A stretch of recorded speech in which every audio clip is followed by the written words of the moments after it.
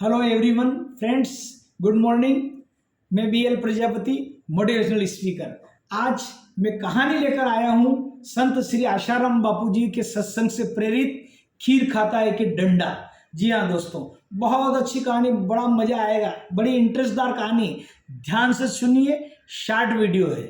जी हाँ दोस्तों, तो खीर खाता है कि डंडा, ये मतलब जो बापूजी ने हमको कई बार सुनाई, मैंने अहमदाबाद सत्संग में ही सुनी थी। तो आइए इस कहानी के माध्यम से बड़े आपको मजा आएगा। तो दोस्तों कहानी शुरू करते हैं। इसके लिए सर्वप्रथम ये है कि 3 शिष्य जो हैं वो गुरुदेव के आश्रम में जाते हैं, गुरुदेव से मिलते हैं, बातें करते हैं। बहुत अच्छा गुरुदेव को लगता है, पुरानी बातें हुई, शिष्य गुरु का प्यार बटा और बहुत सारे मतलब जो है शिष्यों ने सेवा वगैरह करी आश्रम के अंदर, झाड़ू बुआरी साफ सफाई और खूब मतलब जो है सेवा करी। तो गुरुदेव बहुत खुश हो गए। इतने दिन में शिष्य आए थे तो गुरु का हृदय तो आपको पता है भर ही जाता है। तो गुरुदेव ने अपने हाथों से शिष्यों के लिए खीर पूड़ी बनाई। तो दोस्तों खीर बहुत अच्छी बनी। गुरुदेव ने दूध अच्छा लिया, उसके अंदर बादाम डाली, काजू डाली, पिस्ता डाली, शक्कर डाली, केसर डाली। तो आप सोच सकते हो कैसी खीर बनी होगी। तीनों शिष्यों ने खूब अच्छे से खीर खाई। खाते खाते रात को भजन कीर्तन करते करते जब सोने की बारी आई तो उसमें से एक शिष्य बोला कि गुरुदेव मैंने काम ज़्यादा किया, इसलिए बची हुई जो खीर है मैं खाऊंगा सुबह में। तो दूसरा शिष्य बोला कि गुरुदेव इससे ज़्यादा काम मैंने किया है, सेवा मैंने करी, इन्होंने कम काम किया, इसलिए मेरा हक बनता है। तीसरा शिष्य बोले कि गुरुदेव मैं तो आता जाता रहता हूँ और हमेशा सेवा चाकरी करता हूँ आश्रम की, तो मेरा हक बनता है। तो आपस में तीनों लड़ने लग गए। तो ये बात गुरुदेव को मालूम पड़ी कि ऐसा हो रहा है। तो गुरुदेव ने बोला कि तुम तीनों झगड़ोगे कि गुरु की आज्ञा का पालन करोगे। बोले जो गुरुदेव क्या आज्ञा है बताइए प्रभु, हम आपकी आज्ञा का पालन करेंगे। क्योंकि कहते हैं दोस्तों कि गुरुर ब्रह्मा गुरुर विष्णु गुरुर्देवो महेश्वरम गुरुर साक्षात तस्मै श्री गुरुवे नमो। तो गुरु की आज्ञा ही सर्वोपरि आज्ञा है। तो गुरुदेव ने बोला कि ठीक है आप मेरी आज्ञा का पालन करोगे। बोले हाँ करेंगे। तो देखिए जो खीर वो खाएगा जिसको सर्वश्रेष्ठ अच्छा सपना आएगा। आप तीनों सो जाओ और जिसको अच्छा सपना आएगा सुबह में, तीनों में से बेस्ट सपना रहेगा, वो खीर खाने का हकदार है। तो सब रात को सो गए। अब गुरुदेव ने पूछा कि ठीक है, सुबह में सब उठे और अपने अपने सपने एक दूसरे से शेयर करने लग गए। तो गुरुदेव ने बोला हाँ भाई बोलो, पहला शिष्य बोलो आपको क्या सपना आया। उसने बोला कि गुरुदेव मेरे को तो ऐसा सपना आया कि रात को प्रधानमंत्री जी ने हेलीकॉप्टर मेरे घर पे भेजा और मुझे बुलाया दिल्ली के अंदर, और संसद भवन जो नई बनी उसका पूरा मुझे मतलब जो है घुमा फिरा के उन्होंने बताया कि इतने करोड़ की लागत आई, ये है वो है, सब कुछ बताया। और अब आपको जो अपने को 2024 के जो चुनाव आ रहे हैं इसमें टिकट अपने को कौन कौन से राज्य में किस किस व्यक्ति को देना है, क्या करना है, इसकी जवाबदारी आपकी है। और मुझे पूरा चुनाव का प्रभारी सौंपा और टिकट का बंटवारा में मेरी राय मांगी गई। तो गुरुदेव ने बोला इससे सर्वश्रेष्ठ सपना क्या हो सकता है। दूसरा शिष्य से पूछा गया भाई आपको क्या सपना आया।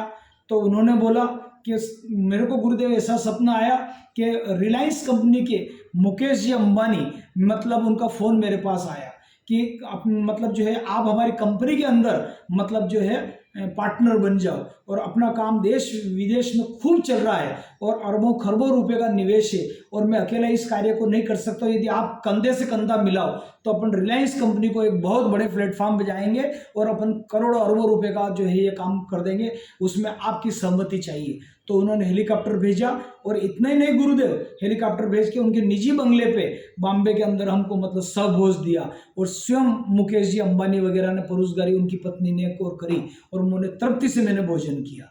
इससे बड़ा सपना गुरुदेव और क्या हो सकता है, ये हमको आया। तीसरे शिष्य से गुरुदेव ने पूछा कि आपको सपना क्या है भैया आप बताइए। इन दो को तो ऐसा आया कि एक तो प्रधानमंत्री जी के मतलब जो है 2024 के टिकट बंटवारे में इनको सम्मिलित करेंगे और जो है मतलब इनको जो है मुकेश जी अंबानी लेने के लिए आए अपने फ्लाइट से। आपको क्या आया। तो गुरुदेव मुझे तो ऐसा सपना आया है कि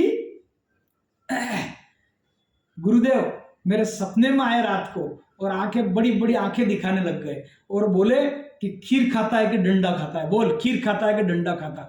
तो गुरुदेव मेरी तो नींद खुल गई क्योंकि गुरुदेव की मैंने बड़ी बड़ी आंखें देखी और गुरुदेव ने बोला डंडा, इशारा करके कि खीर खाता है कि डंडा खाता है बोल। तो मैं तो उठा गुरुदेव और वो जो खीर बची थी रात को मेरी 2 बजे नींद खुल गई, खीर खा ली मैंने। अब ये चाहें तो जो जूठे बर्तन पड़े हैं साफ कर सकते हैं दोनों आपस में मिलके। कहने का मतलब ये है कि इस कहानी का निष्कर्ष ये है, मैंने थोड़ा सा इसमें परिवर्तन करा, गुरुदेव ने बोला था पहले ऐसा, तो उसमें मैंने चुनाव के हिसाब से थोड़ा परिवर्तन किया, ये मैंने किया है। तो दोस्तों कहने का मतलब ये है कि आज का कार्य आज ही निपटे, कोई भी कार्य हम कल पे न छोड़े और ज्यादा मुंगेरी लाल के हसीन सपने न देखें, ठीक है। जो कार्य हमको प्रायोरिटी से करना आज ही कर लीजिए। मान लिया जाए एक उदाहरण के लिए, अगर आपको इंश्योरेंस की प्रीमियम है, आपके पापा मम्मी का 50 लाख का इंश्योरेंस या 1 करोड़ का, उसकी आखिरी डेट है मान लो कल, और कल रविवार आ गया, छुट्टी किसी कारण से जमा नहीं हुई, तो प्रीमियम आज ही जमा करें। मान लो भगवान नहीं करे कोई कैजुअलिटी हो जाए आपके मम्मी पापा के साथ, तो आपको 1 रुपये का क्लेम नहीं मिलेगा। क्यों? कि पॉलिसी आपकी लैप्स हो गई है। इसलिए आज का काम आज करें।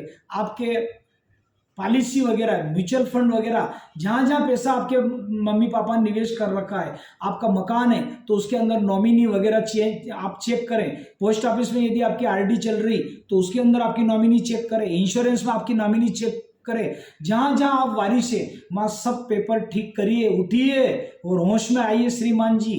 अभी मतलब मैंने अभी न्यूज़ पढ़ी, मेरी आंखें खुल गई। 35,000 करोड़ रुपए जो बैंकों के पास पड़े हैं, जिनका कोई वारिस नहीं है, कोई लेने देने वाला नहीं है। पुराने लोगों ने एफडी करी, मम्मी पापा ने या भाई लोगों ने, और कोरोना में चले गए। ऐसा पैसा 35,000 करोड़ है जिसमें वारिस भी नहीं बना रखा और जिसका कोई माँ बाप नहीं है लेने वाला। आप सोचिए, इंश्योरेंस कंपनी के पास भी ये रकम करोड़ों में है। 2500 करोड़ रुपए केवल म्यूचुअल फंड के पास है अनलीगल, जिसका कोई माँ बाप नहीं, कोई लेने वाला नहीं। एड्रेस पे उन्होंने कितनी बार लेटर भेज दिए कि आप मतलब जो है ये पैसा आओ ले जाओ, कोई है ही नहीं रिप्लाई देने वाला। 2500 करोड़ म्यूचुअल फंड के पास है। आप सोचो पोस्ट ऑफिस के पास कितना होगा, लाइफ इंश्योरेंस कंपनियों के पास कैसा होगा, कितना होगा। अरे भाई पियरलेस के पास करोड़ों रुपए था। जो जिस कंपनी में मैं काम किया, सारा इंडिया जैसी कंपनी थी, उसका रतलाम और आसपास लगभग 2 करोड़ का पेमेंट मैंने करवाया लोगों को, दरवाजा बजा बजा के। लीजिए आपका 2 लाख का चेक, लीजिए आपका 1.5 लाख का चेक, कभी कभी 200-300 पार्टियों को पेमेंट तो मैंने करवाया।